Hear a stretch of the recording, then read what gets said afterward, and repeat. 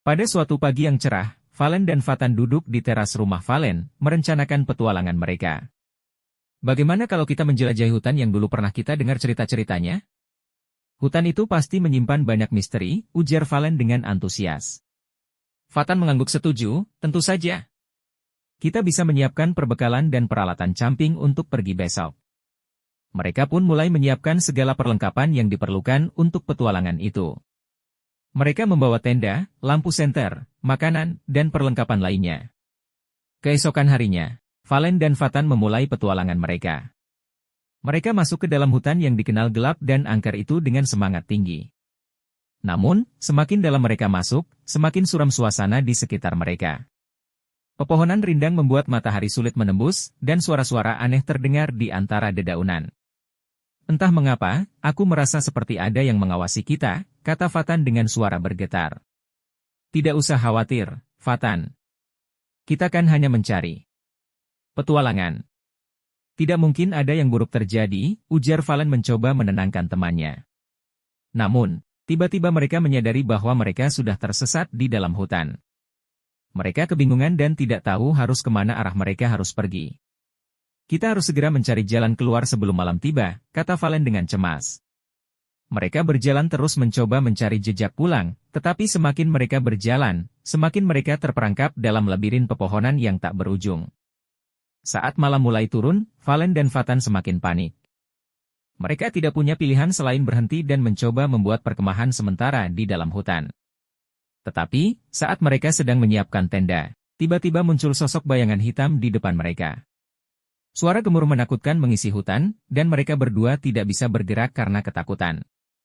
Sia-sialah kalian berdua mencoba melarikan diri. Kalian tidak akan bisa kabur dari sini, ucap sosok bayangan dengan suara serak. Valen dan Fatan terdiam, tidak tahu harus berbuat apa. Tiba-tiba, sosok itu menghilang begitu saja. Keesokan paginya, Valen dan Fatan berusaha meninggalkan tempat itu secepat mungkin. Mereka masih ketakutan dan tidak percaya dengan apa yang mereka alami semalam. Namun, saat mereka melanjutkan perjalanan, mereka menemukan sesuatu yang mengerikan, sejumlah tulang belulang manusia berserakan di bawah pepohonan. Mungkinkah hutan ini memang tempat pemburuan para hantu, desis Fatan dengan nafas terengah-engah. Dengan hati-hati, mereka terus mencari jalan keluar dari hutan tersebut. Mereka berusaha mengingat arah yang mereka tempuh, meskipun terkadang mereka merasa seperti sudah berputar-putar di tempat yang sama. Tidak bisa lagi, Valen. Aku mulai merasa putus asa, kata Fatan dengan suara yang lemah.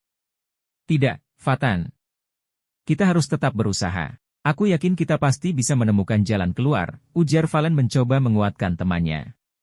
Tiba-tiba, di tengah hutan yang sunyi, muncullah sosok hantu yang berbeda dari yang mereka temui sebelumnya. Sosok itu tidak menakutkan, malah terlihat ramah. Apa kalian butuh bantuan? Tanya hantu itu dengan suara lembut.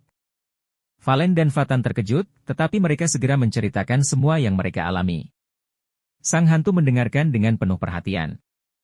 Aku bisa membantu kalian menemukan jalan keluar. Ikuti aku, ujar hantu itu. Dengan bimbingan sang hantu, Valen dan Fatan akhirnya berhasil keluar dari hutan yang angker itu dengan selamat. Mereka berdua bersyukur kepada hantu baik hati itu atas bantuan dan perlindungannya. Ketika mereka kembali ke desa, mereka menceritakan pengalaman mengerikan dan petualangan yang mereka alami kepada penduduk desa. Meskipun awalnya mereka ketakutan, tetapi kisah itu menjadi pembicaraan hangat di seluruh desa. Dari saat itu, Valen dan Fatan berjanji untuk tidak lagi mengabaikan peringatan tentang hutan tersebut. Mereka menyadari bahwa petualangan tidak selalu berakhir dengan kegembiraan, tetapi juga bisa membawa bahaya jika tidak hati-hati.